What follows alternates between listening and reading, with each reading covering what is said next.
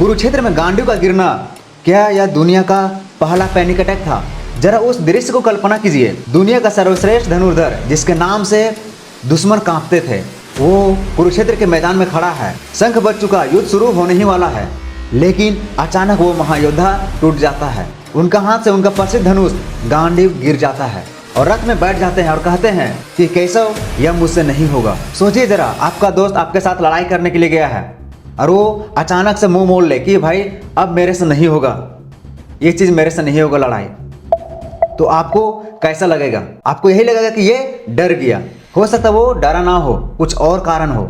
ऐसा होता तब है जब आपका दिमाग सही तरीके से काम नहीं कर रहा होता है, अलग अलग तरीके से काम कर रहा होता है। ऐसा होता क्यों है? आज की दुनिया में हम इसे घबराहट या डर नहीं कहेंगे। अगर आज के डॉक्टर उस अर्जुन को अगर देखते तो यही सब डॉक्टर बोलते हैं कि इस व्यक्ति को गंभीर पैनिक अटैक या एंजाइटी अटैक आया हुआ है। गीता का पहला अध्याय जिसे अर्जुन विषाद योग कहा गया है, अर्जुन ने स्वयं अपने मानसिक और शारीरिक स्थिति का वर्णन किया है, जो आज की दुनिया में उसे पैनिक अटैक या फिर एंजाइटी अटैक कहते हैं। ये दोनों हूबहू उन्हीं से मिलता है जो उस समय अर्जुन सिचुएशन में थे, जिस सिचुएशन में थे। आइए देखते हैं अर्जुन ने क्या कहा था। मेरे अंग शिथिल हो रहे हैं, इसको बोलते हैं पैनिक अटैक। जिससे होता क्या कि हमारा बॉडी वीक होने लगता है बहुत ज्यादा।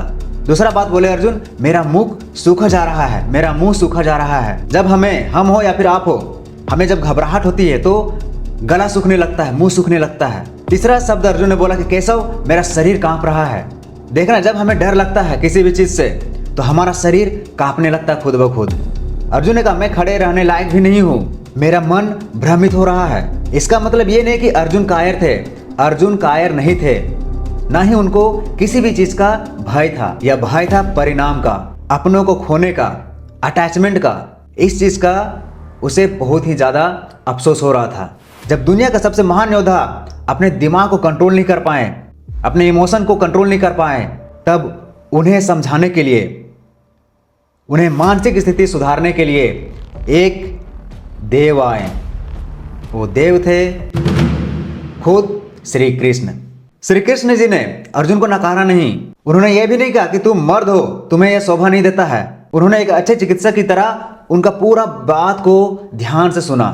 फिर श्री कृष्ण जी ने अपना डॉक्टरी इलाज जो उनका था, जो उनका समझाना था, वो अपना चिकित्सा मतलब कि डॉक्टरी का काम शुरू कर दिया। हम लोग अपना लैंग्वेज में बोले तो, जिसे हम लोग अभी के समय में पैनिक अटैक बोलते हैं, उसको ठीक करने के लिए वो अपना जितना भी चीज़ था वो शुरू कर दिए, उनको समझाना। चलिए आगे देखते हैं क्या क्या समझाए हैं उनको। पहला है दृष्टिकोण। सबसे पहले श्री कृष्ण जी ने उनका दृष्टिकोण बदला।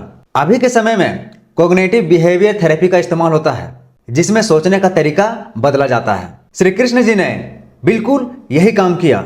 अर्जुन जी ने उस चीज को समस्या के स्तर पर देख रहे थे कि ये सारे अपने हैं, कोई मेरा गुरु है, कोई मेरा भाई है, कोई मेरा मित्र है, ये सारे के सारे ये सब मारे जाएंगे। श्री कृष्ण जी ने उनका दृष्टिकोण बदल करके उनको आत्मिक स्तर पर लाए। उन्होंने समझाया कि आत्मा कभी नहीं मरता, ना ही उसे मारा जा सकता है। उन्होंने उस समस्या से अर्जुन को बाहर निकाला जिस समस्या से उन्हें घबराहट हो रही थी।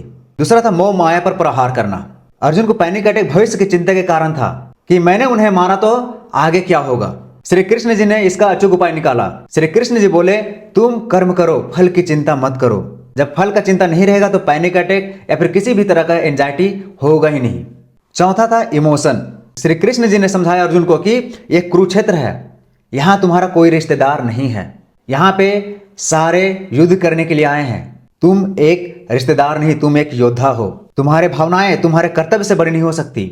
जब हम अपने भावनाओं में बहने के बजाय अपना कर्तव्य पर ध्यान देते हैं तो मन स्वयं स्थिर हो जाता है। अर्जुन का कुरुक्षेत्र तो समाप्त हो चुका है, लेकिन मेरा आपका कुरुक्षेत्र हर रोज होता है। रिश्ते का तनाव, भविष्य की चिंता, हम सब अर्जुन की तरह पांव ढीले छोड़ करके बैठ जाते हैं। श्री कृष्ण जी ने गांडी उठा करके युद्ध नहीं लड़े थे, उन्होंने सिर्फ अर्जुन का खोया हुआ मानसिक संतुलन वापस लौटाया। क्योंकि सबसे बड़ी लड़ाई मैदान में नहीं, मन में होती है। जब जीवन में आपको कभी पैनिक अटैक आए, जब आपका दिमाग काम करना बंद कर दे, तब खुद को कैसे संभालना है, ये सारा कुछ श्री कृष्ण जी ने गीता में समझा दिए हैं। क्या आपने कभी भी अर्जुन जैसी स्थिति पाई है? अगर ऐसा हुआ है तो उसे संभाला कैसे, कमेंट में जरूर बताना। दोस्तों ये वीडियो उन सभी दोस्तों के पास भेजिए, अपने रिश्तेदारों के पास भेजिए जो गीता को सिर्फ पूजा करने के लिए रखे हैं। यह किताब हमारे जीवन का मानसिक स्थिति का सबसे बड़ा औषधि है। तो वीडियो को शेयर कीजिए जितना हो सके अपने दोस्त, परिवार, रिश्तेदार के साथ, और कमेंट में जय श्री कृष्णा जरूर लिखना। हरे कृष्णा।